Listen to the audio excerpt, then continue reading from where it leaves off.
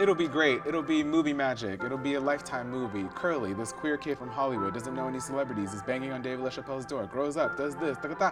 And then he died. How did he die? An overdose? You know, like, I just thought like that was gonna be my story. As far as my mental health goes, as far as my physical health goes, as far as my spiritual health goes, is how can I keep learning? How can I keep growing? How can I keep being better? My name is Velasquez. I am a personality, writer, cultural influencer. I don't think there are pronouns to describe how I feel as a person, but I like he, him. I feel comfortable in he, him. I feel like a spirit that is living in a guy's body in this life, and I'm excited that I get to pee standing up. Yeah, this is great. I was kind of quiet and kind of this really quiet queer kid, and something happened when I was like 11 or 12 where I decided that being queer there was something kind of punk about it, like something kind of like, oh, I don't give up. And I used to play up against my bullies and I used to make jokes back at them quickly out of survival, right? And so I was creative. I always wanted to draw. I wanted to make dresses. I wanted to get into fashion. And I grew up in a household that was very heavy in machismo. My dad was a Marine, military man. It was kind of an abusive household, but I learned from really powerful women in my life, 2 Leo grandmothers, an Aries Thea, my mom, my sister, and I just so happened to become friends with all the popular girls in school. So I learned really fast how to kind of own myself and where I was. And I think that femmes, women, have always been great allies to the young queer kids, and I always give all of the credit, every success that I've had, back to the women in my life. Some of the challenges that I've come out of are, I fell into the queer scene really early. I started going to clubs and dancing and partying when I was 12 years old. I used to go to this club out here called Circus and Arena, which if you're queer, Latina, Latinx, Latino, Latina, you from LA, you knew Circus and Arena. And by 15 years old, I was smoking weed. And by 16, I was drinking heavily on the way to the junior prom, and I hooked up with the limo driver. By the time I was in my 20s, I was a young club kid working for some of the biggest names in the fashion industry. And I wanted to just party. I wanted to be a part of like the 27 Club. I thought I was gonna go at 27. I had lost everything. I had lost like a lot of money, I had lost some friends, I had lost the ability to be able to work in spaces like I had been able to before. And so I ended up in this kitchen and I was serving their lunches, and I'm like, oh, how did I get here? Oh my God, I was eating my emotions. I was like, exercising is for straight boys, like running is for straight people. I don't run. Like, it felt like, honestly, like at the time, my definition of health was very much interlaced and intertwined with sports and physical activity. And I felt like I only ever saw girls playing with other girls on sports teams or boys playing with other boys on sports teams. And there wasn't really a space for a kid who kind of didn't identify as either one and kind of felt like in the middle. So I would just like eat all of my emotions. That's how I started to gain weight as a young kid, because I felt like, well, the only way that I can escape is through eating. The only time that I'm genuinely happy is when I'm getting a burger with a Coca-Cola, especially the Mexican ones, because they really fizz up in your throat. If you haven't had one, you should check it out. Something happened where I started to get more attention on the internet. They started to put me in videos at this company and I really blew up. And I was still, in these early videos, people would start to see me and show me a lot of love.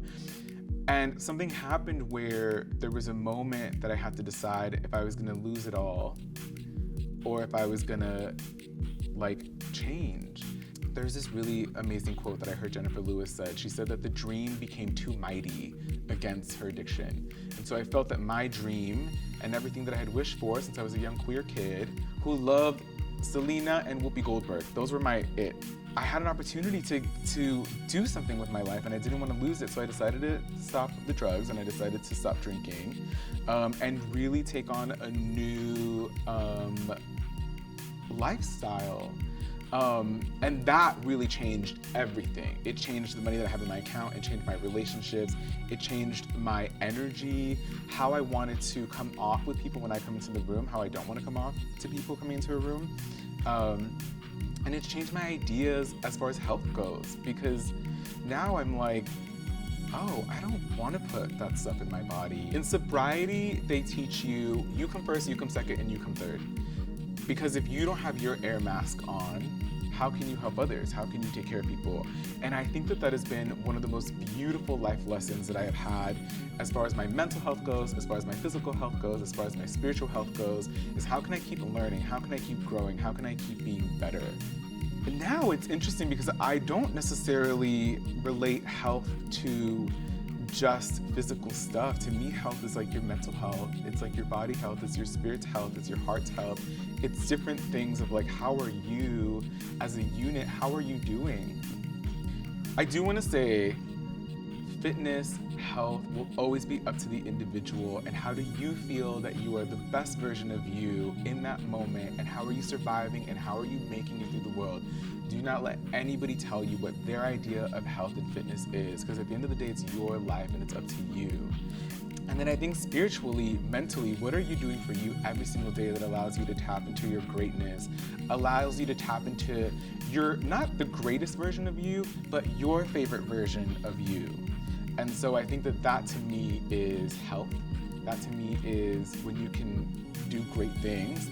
There's this amazing video of Maya Angelou, and it's actually Oprah's masterclass. And the opening line is Maya Angelou, and she says, 82 is hot. Make it to 82. Like, it's a blessing to make it that far. And she's like, I've done this, I've written books, I've done that, I've done this. So far. And I thought, wow, that is so powerful. Like, so part of, I think, dealing with my sobriety is that I have to be present for every emotion. I can't run away. If I'm having a bad day, I can't go run and have a drink. If I go to work, I can't come home and have a glass of wine. There's no way that I can wind down. But I will say that a day in the life of Curly is, I wake up, I will not check socials. Do not check your socials. Don't read the headlines when you wake up. Have a moment in the morning for you. So I usually will listen to like a podcast. There's a podcast that's 11 minutes long. It's called The Science of Happiness. I'll listen to that. I'll listen to Oprah's Super Soul Sunday. But it's moments for me where I can reflect and I can talk about, or I can think about life in a way that is very just for me in that moment. And then I'll check the socials, I'll see how I'm doing, I'll check my text messages, I'll check who's trying to hit me up. And part of what I realize makes me the happiest is that as a creative, I've created something. I'm a creator on the internet, so if I create content, I put it out. If I create content that is meaningful, that gets people talking, I post a lot about my abuelita all the time, I post a lot about tradition and culture, but I know that when I go to bed, I've started a conversation, I've had fun with people. I hope to put at least a little bit more love in the universe. That's a goal of mine. If I'm living within light, and if I'm living within creating and helping to spread that, I feel like I've done my job. And then also a little retail therapy on the side too always helps. And this is what I mean going back to representation, right? Where you're like, man, all I see is people who are on Queer as Folk and they're all fucking hot, and I'm here like a little gordiflon. And I'm like, oh man, when am I gonna look like that? Never. And that's fine, you know? I do my 75 jumping jacks and I take a sip of my inhaler and I'm still fine. I wanna be 82 wearing these giant hats and these giant bangles, and I wanna be like making horrible jokes and being this 82-year-old that is like, it is worth it, keep going. Life is gonna have its ups and downs, it's gonna be ugly, but you will have those moments of beauty and tenderness, and you will witness divinity in the smallest moments. And I think that I know that now. I didn't know that then. I didn't wanna know that then. Now I'm like, oh my God, I just picture myself in like the old people home, being wheeled around with like these giant hats, and like making jokes with the nurses, being like, oh, that nurse is hot, huh? He's cute. Like just like playing or like flipping off the other old people in the other place. Like just, I hope I never lose the gusto for life, even if I'm 105 in an old people's home.